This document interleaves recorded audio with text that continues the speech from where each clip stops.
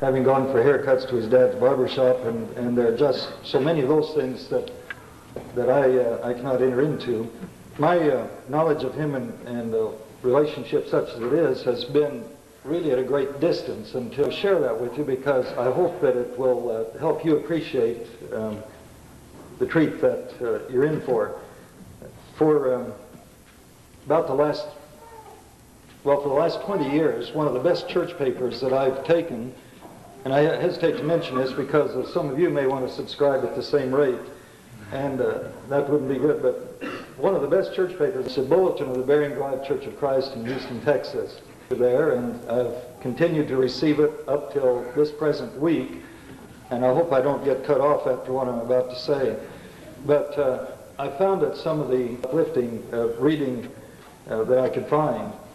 For about the last 15 years in the church in which I served, part of my duties were to see to it that we had a halfway decent bulletin put out, and more than any other single person except myself for our church bulletin. And too critically, I would just put Bill Love and hope they would mistake it and think they saw Bill Free. If it was one of those that probably gave some instruction that was needed but people didn't, I would put Bill Love, Bering Drive Church of Christ, so that they would know it wasn't me. But in every case, I just found what he had to say not only helpful and insightful, but always extremely well done.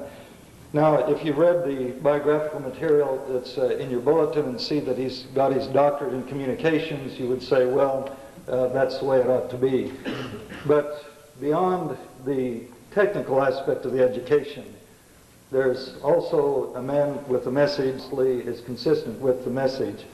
Now, I know that none of you would want to subscribe to a free church paper, so I will tell you that his book, The Core Gospel, will be published by ACU Press this fall, and you'll have the opportunity of buying it, which is far more honorable than what I've been. Have a real treat in that Dr. Bill Love from the Bering Drive Church of Christ in Houston will be speaking to us on the theme addressed in the song which we are about to sing, and the correct number this evening is number 506. If you would turn to that, we'll be singing that song and then Dr. Love.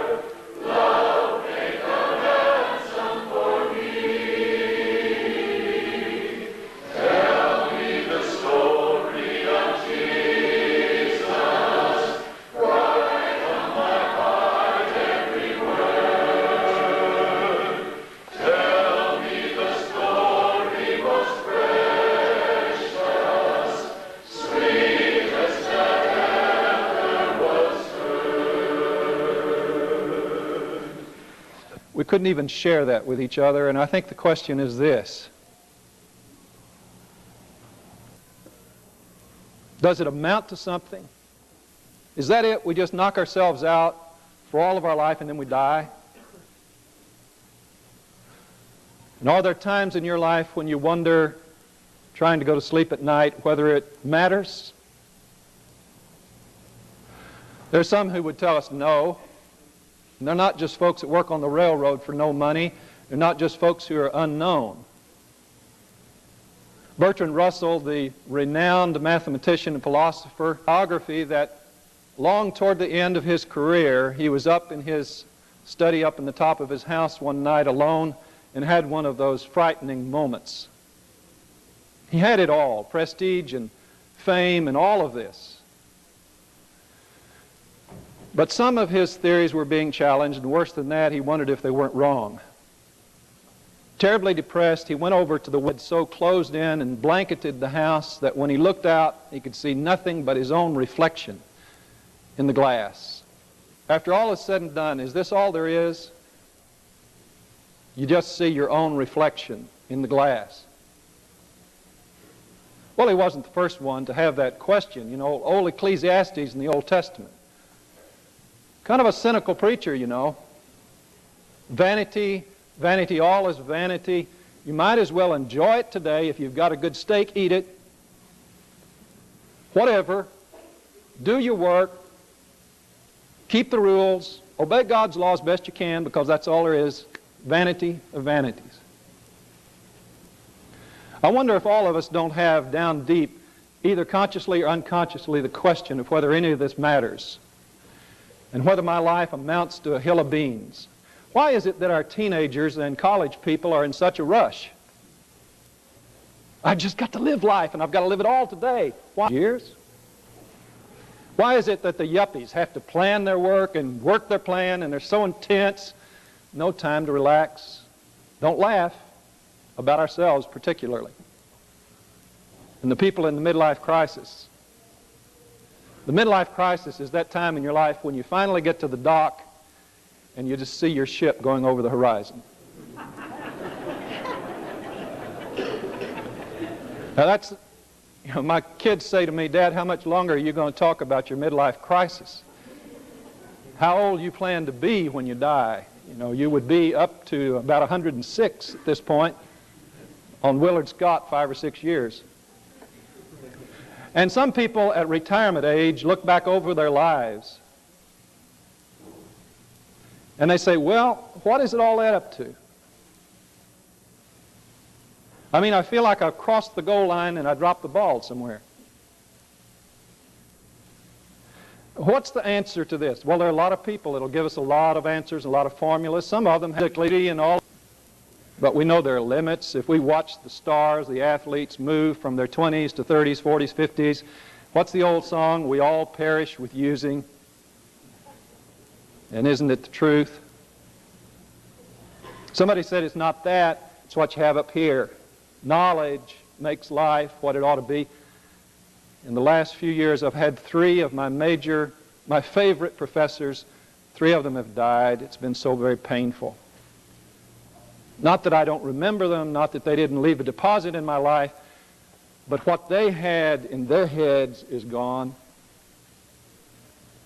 Some people say what it's really about, or we won't say it out loud, but we mean it, is power and prestige. Did you see that documentary, The Tragic Retirement Years of Lyndon Johnson, recently? Lyndon left his power in Washington, went to the ranch down in Texas.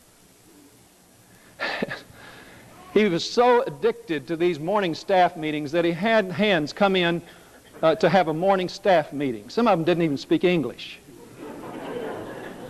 And he talked to them about how many eggs the hens were laying and so on.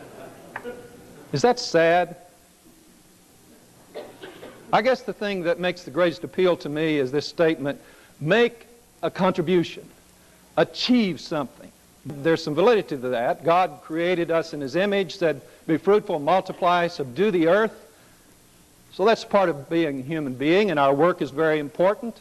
So we say, build a building, write a book, help cure a disease, do something, make a difference. And all of that's true to a certain extent. but our achievements are more limited than we want to imagine, and they're never quite as complete as we wish. Back in 1956, I was a senior in high school, had a job driving around all over Texas with a guy, and we went to Houston. First time I went to a big city, and we stayed in the Shamrock Hotel. I don't know how, I guess people here have heard of the Shamrock. Did you see the movie Giant? Well, it was the Shamrock. It was the hotel where presidents and kings and queens at that time. In the last 3 years, about 3 years ago, as I was going to the medical center week after week, I saw the dismantling of the Shamrock. Like a great big wedding cake.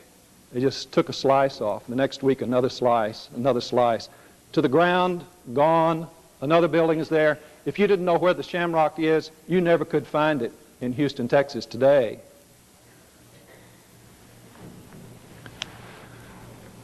So what's the answer here? Does it all matter?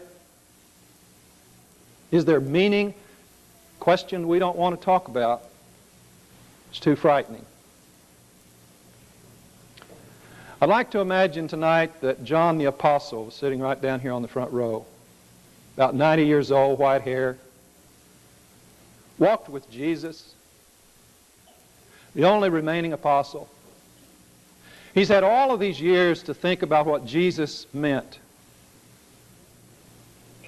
John loved to talk about life and what life is. And what would John say if we asked him, now John, if I just said to him, John, I have the problem, you have the answer, come talk to us. Because that's the truth. I don't have the answer. But John does. What would he say to us? We have a pretty good idea. He would say, in the beginning, that was before you were born,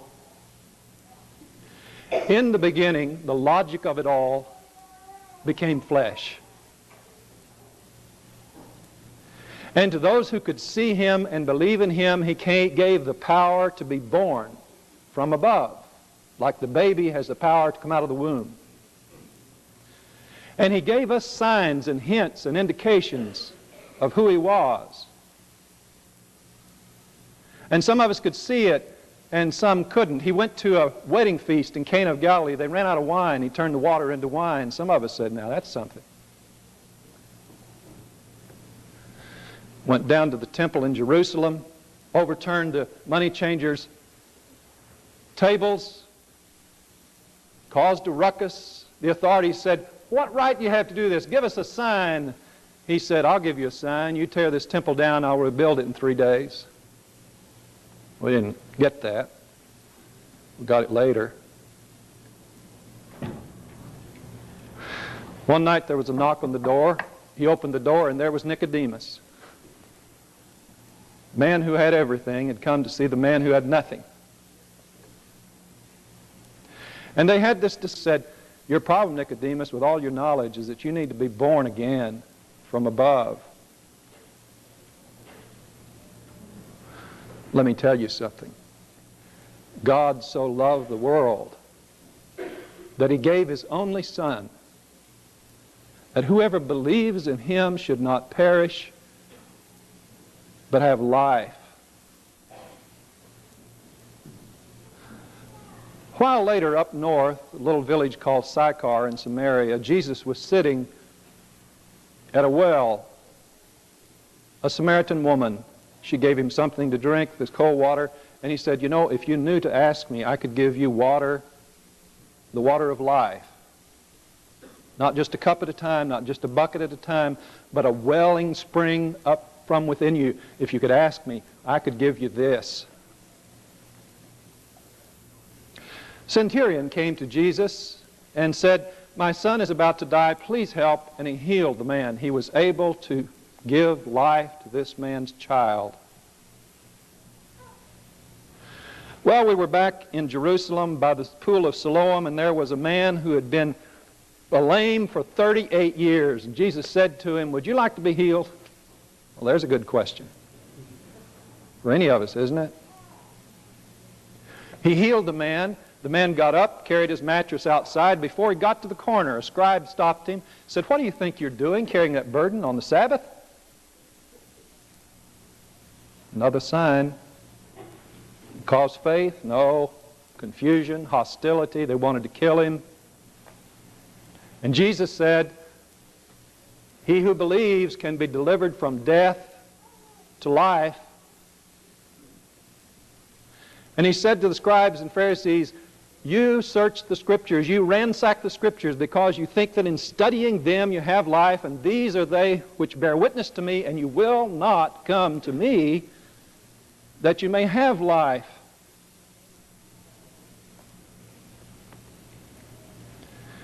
Well, we were back up north, across the little Sea of Galilee, over to the other side, the Gentile side.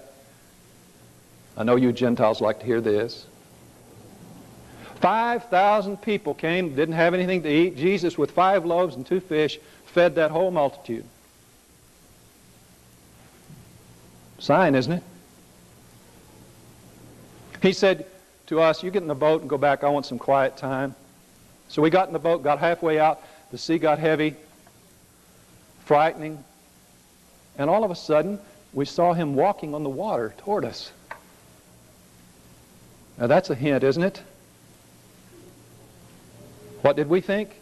We didn't think anything. We were scared to die. No sooner had we landed than these people had gone around, and he said to them, "You're not here because you want to hear the bread of life. You're here because I gave you biscuits. Now don't knock yourselves out for food which perishes. I'm telling you, work for the bread of eternal life." Well, what kind of work is that? Believe. And then he said, "I am the bread of life. Unless you eat my flesh and drink my blood, you have no life in you." And they said, "Gross." And they left in hundreds and thousands until just the 12 of us were left. And he turned to us and said, "What about you?" And Peter didn't often get it right, but this time he did. "Lord," he said, "to whom shall we go? You have the words of eternal life." Well, we were back down at Jerusalem for the Feast of Tabernacles. It was a wonderful kind of a national campout day when we remembered that our ancestors lived in tents in the desert. The kids loved to live out time. It was a great time. And in Jerusalem, during this feast, there were times when we demonstrated God's goodness, and there were ceremonies when great pitchers of water were poured out to demonstrate the life that God has given us. And Jesus stood up and said, "I am the water of life, thirst." And on one night during the festival, they would have these beautiful torches, and this would all be lit up by the temple. Jesus said, "I am the light of the world. I am the light of life."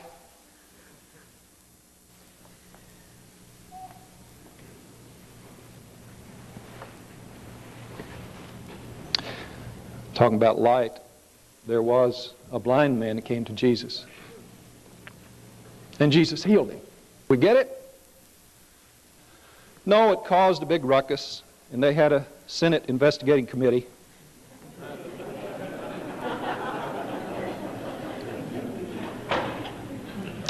Call the man's parents in. "What about him?" They said, "We don't know. He's of voting age, ask him."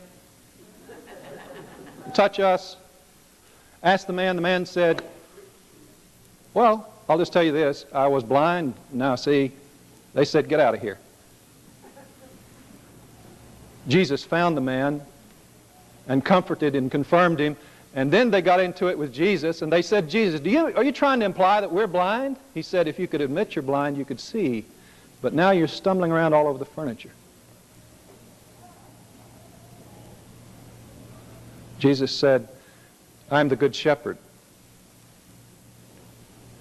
I have come that they may have life, and that they may have it. I have sheep of other folds." You Gentiles listening to this? Didn't mean much to us Jews, but are you listening? "I have sheep of other folds I want to bring in. And the good shepherd lays his life down for his sheep. I lay it down, I take it up. No one takes it from me."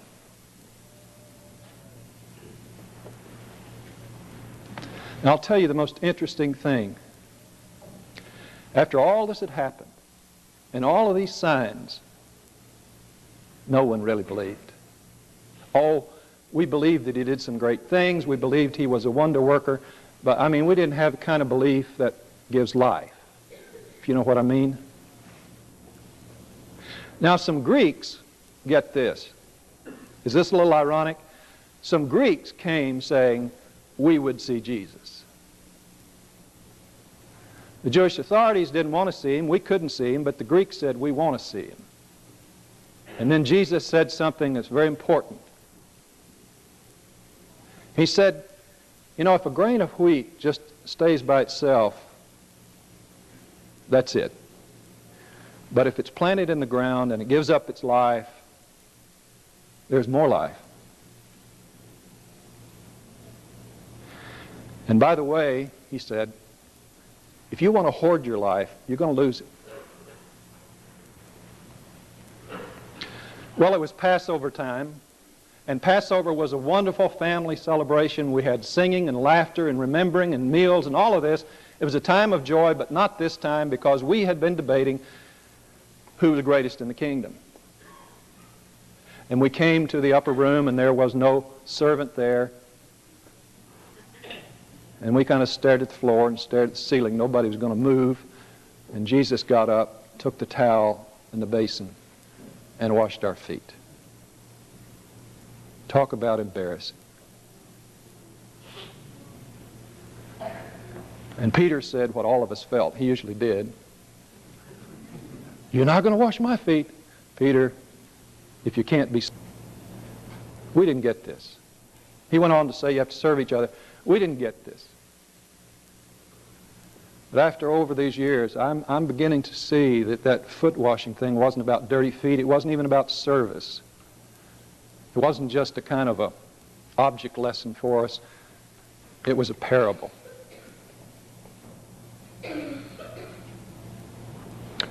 Then he started just talking to the 12 of us. Where I'm going, let not your heart be troubled. Believe in God. Believe in me. In my Father's house are many rooms. I go and prepare a place. I will come again, take you so you'll be with me. You know where I'm going. You know the way. Thomas said, oh no, we don't. And Jesus said, I am the way, the truth, and the life. No one comes to know the Father, sees the Father, except in me. Philip said, oh Lord, we'd love to see the Father. Show us the Father. Philip, have you been with me so long, Jesus said, and you still don't get it?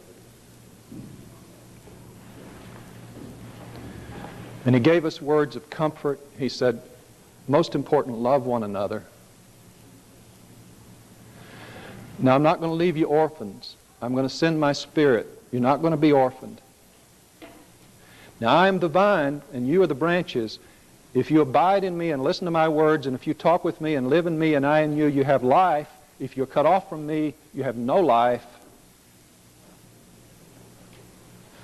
Now, you're going to have trouble.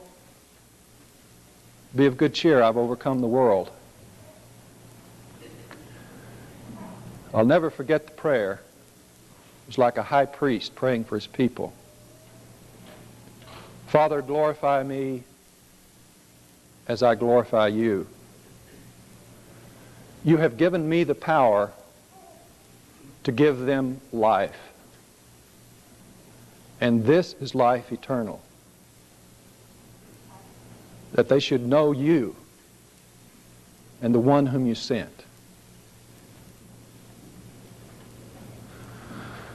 Well, in a little bit, we heard a mob coming up the path. In the torchlight, there were glints of swords, clubs, noise. Judas walks right up and kisses Jesus. And they carry him away. That's where we all bail out. Well, all except Peter. Give him credit. Peter followed them to the courtyard of Annas, the godfather of Jerusalem. And he was on the courtyard. Jesus was inside facing the music, and Peter's out here denying him. And from Annas, they took him to Pilate. Now that was a scene. Pilate, who had all the authority and the power, was nervous as a cat and said things like, "Don't you know that I have the power of life and death over you?" Jesus, who was on trial for his life, was calm and said, "You have it because you've been given it, and it's just temporary. And out here, crucify him, crucify him, crucify him." And Pilate kind of liked to give it to these leaders, these Jewish leaders. So he went out and said, "Crucify your king." Now this is how much they hated him. The ultimate blasphemy for any believing Jew. They said, "We have no king but Caesar."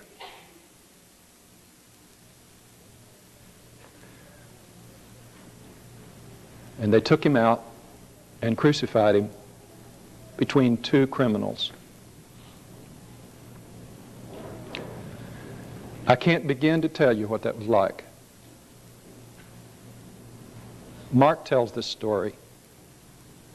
Mark, more than anybody else, remembers, and I remember too, that Jesus said, my God, why have you forsaken me?"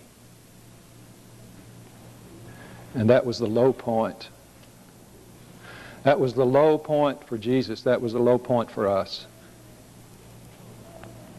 But I want to tell you something. After thinking about that over all these years, it's also the high point. It's also the high point. Because this is a story of life and death. His death for our life. And I like to remember, more than anything else, what he said was, "It is finished. It is done. It is completed."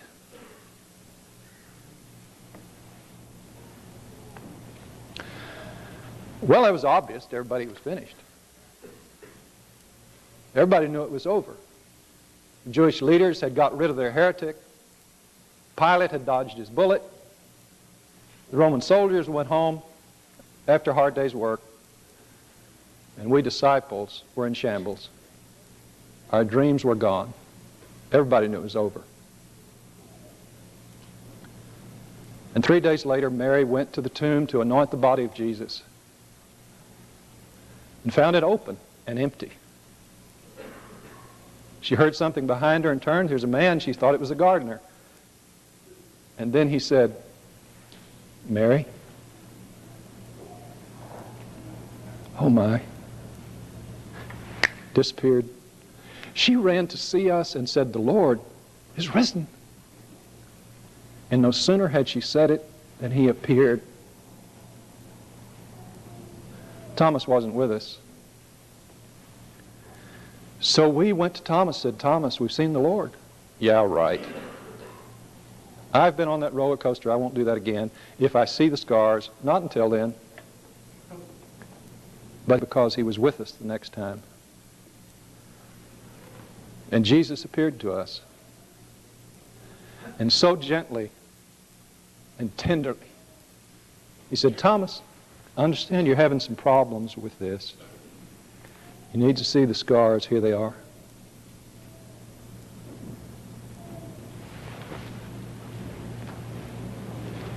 Do you know what the scars mean? The scars mean the crucified is raised, victorious over Satan and death and hell.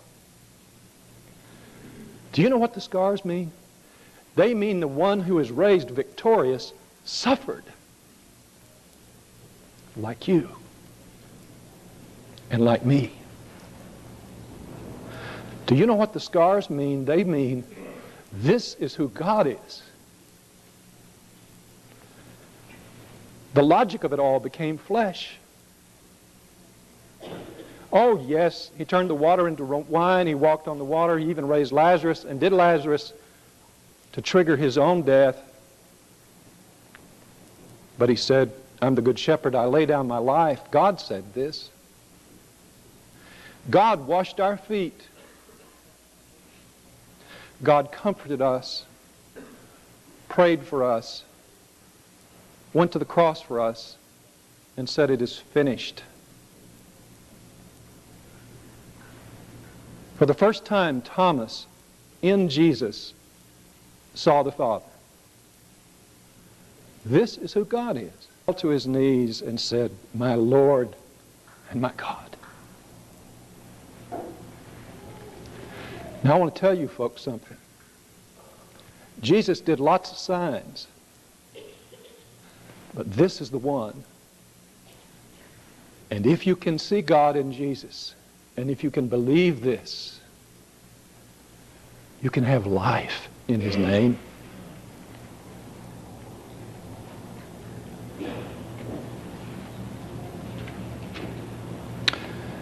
I think that's what John would say. Martin Luther said, "He who begins a conversation with God, whether in wrath or in grace, is eternal."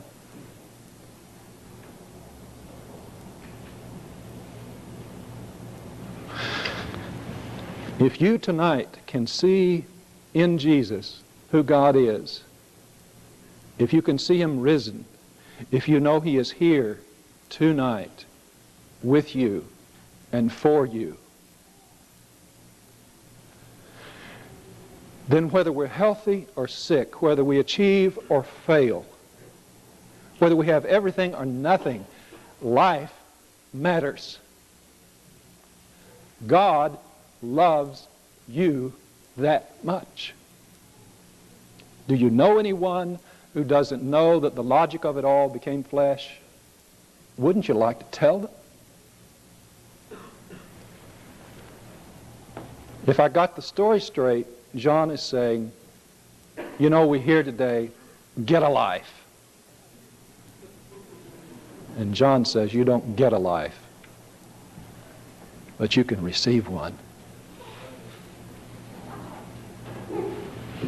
If you want to receive Him tonight, come while we stand and sing.